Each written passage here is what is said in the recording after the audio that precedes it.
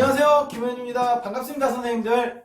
자, 어린이집에서 일어날 수 있는 문제행동, 그 다음에 ADHD 경향을 보이는 아이들, 좀 어떻게 하면 잘 이 아이들을 케어할 수 있을까라고 고민하는 선생님들을 위해서 행동과학에 기반한 심리 솔루션을 제가 최근에 계속 제안을 드리고 있는데요. 오늘은 깨무는 아이들에 대해서 이야기를 나눠볼까 합니다. 자, 깨무는 아이가 있어요. 선생님도 어떻게 하시죠? 일단은 좀 상황이 대단히 어렵습니다. 그래서 깨물어도 그냥 이제 이렇게 살짝 깨물고 말면 괜찮은데, 이게 뭐 예를 들면 뭐 자국이 난다든가, 뭐 살점이 떨어져 나간다든가, 이 정도로 심하게 깨무는 경우에는 이게 보통 일이 아니죠. 예, 부모님들, 아이들, 막 원장님, 선생님까지 해서 여러 가지로 조율할 것도 많고 사과도 드려야 되고. 그럼 어떻게 하세요? 제가 봤던 그 사례 중에 하나는 이제 너무 좀 심각해서 제가 들어갔는데, 가서 보니까 선생님 한 분이, 원래 거기가 이제 담임 선생님이 한 분이었는데 한 분 더 투어를 해가지고 전담으로 이렇게 아이를 계속 안고 계시더라고요. 언제 이렇게 깨물지 모르니까 계속 이렇게 안아주고 계시는 상태에 있는 거예요. 물론 하지만은 조금 이제 불안할 때는 좀 또 안고 계시고 이렇게 해서 계속 아이를 이렇게 안고 계시는 그런 어린이집도 제가 가본 적이 있는데요. 물론 다 해결해드렸어요. 나중에는 뭐 얼마 기간 크게 안 걸리고 잘 해결이 됐는데, 이 깨무는 아이들 세 가지 정도 원인을 좀 생각을 해볼 수 있고요. 그 원인에 맞춰서 해결점을 좀 찾아볼 수 있습니다. 첫 번째는 뭘까요? 가장 많이 선생님들이 짐작하실 수 있는 부분이 있어요.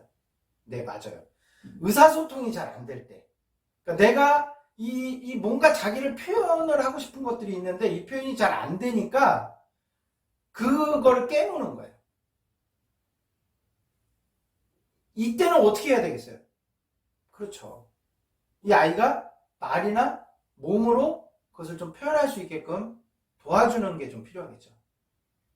그 다음에 자기가 이제 화가 올라오는 거예요. 화가. 누가 이 옆에 있는 친구가 뭘 가져갔을 수도 있고 자기 영역에 침범할 수도 있고, 그런데 그 순간적으로 그때 화가 나니까 확 깨무는 거예요. 그래서 그게 이제 더 많이 발전이 되면 이제 공격성으로도 이어질 수 있는 경우들이 있는데, 이런 경우에는 또 어떻게 하면 좋을까요? 네, 맞아요. 그 화를 가라앉히면 되겠죠. 화를 내는 것이 아니라 다른 행동으로 대체돼서 행동할 수 있게끔 도와주는 것이 핵심 포인트가 되겠죠.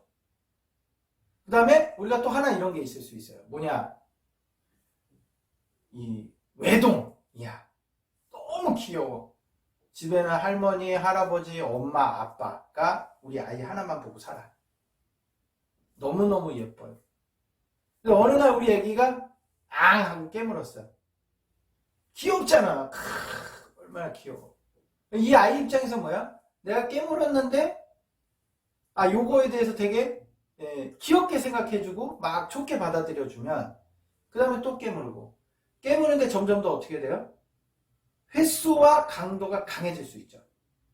그 다음에 내가 집에서 되니까, 집에서는 그걸로 내가 칭찬받고 너무 사랑받았단 말이야. 나가서 어린이집에서도 깨물 수 있겠죠. 왜?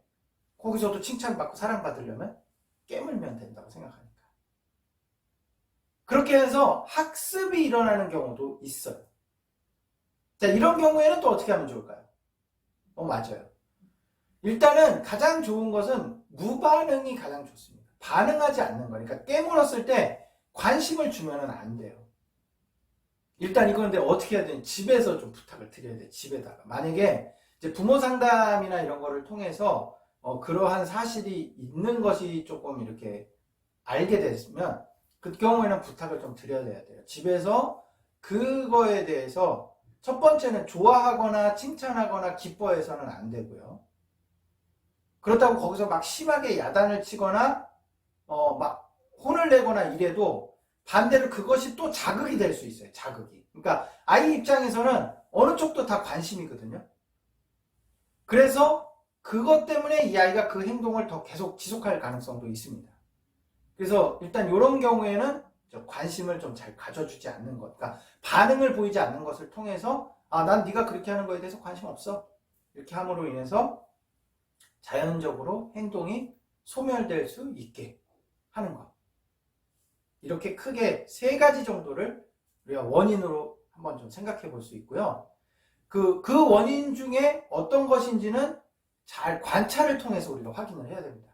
그 아이를 잘 관찰하는 것, 그 다음에 혹은 이제 경우에 따라서는 이제 부모 상담이 좀 필요하겠죠. 부모님들하고 상담을 통해서 이제 그런 여러 가지 상황을 좀 확인하고 이해하고, 그 다음에 그것에 맞게끔 그 진단된 원인에 맞춰서 심리 솔루션이 들어가야지만 됩니다. 그 다음에 이 심리 솔루션이 들어가는데 이 심리 솔루션은 뭐에 기초하냐? 행동과학에 기초하는 것이 가장 좋습니다.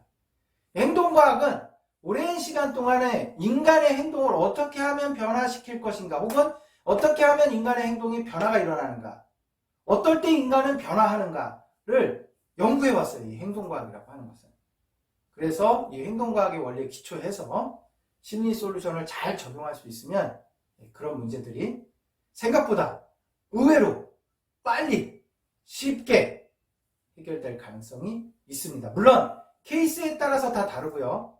그 상황에 따라서는 여러 가지 차이가 있을 수 있습니다만은 그런 것들을 좀 고려하고라도 실제로 잘 적용해 보시면 지금의 어려움에서 혹은 앞으로 혹은 과거에 있었던 어려움에서 저희들이 비교적 빨리 수월하게 해결할 수 있다라고 말씀드릴 수 있을 것 같습니다. 자, 끝까지 시청해 주셔서 너무 감사드리고요. 좋았으면 좋아요, 구독도 해주시고 공유도 해주시면 더 좋을 것 같아요. 고맙습니다.